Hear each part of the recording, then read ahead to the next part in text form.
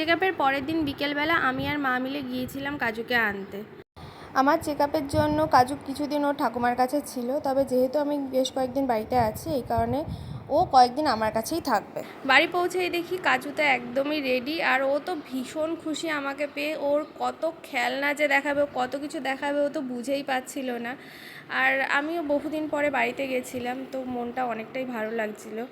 তাও একটু খারাপও লাগছিল যে ওখান থেকে চলে আসতে হবে, কবে যে বাড়ি ফিরবো তারও ঠিক নেই। আর এখানে আমাকে কাজু ওর ঘোড়াটা দেখাচ্ছিল। ওখান থেকে বেরোতে বেরোতে প্রায় সন্ধ্যা হয়ে গেছিলো, আর এখানে মা আর কাজু গাড়ির জন্য অপেক্ষা করছিল। গাড়িতে ওঠার পর তো কাজু ভীষণ আনন্দ করছিল। এরপরে গাড়ি থেকে নেমে আমরা ওর জন্য নিয়ে নিলাম একটা খেলনা, আর আমার নিজের জন্যও কিছু নেওয়ার ছিল, সেইগুলো নিয়ে নিলাম। এরপর বাড়িতে এসে দেখি ওর মানি ওর জন্য এই গাড়িটা এনে দিয়েছে, যেটা পেয়ে ও ভীষণ খুশি। আজকের জন্য ভিডিওটা এইটুকুই, দেখা হবে নেক্সট ভিডিওতে। ততদিন ভালো থেকো, সুস্থ থেকো।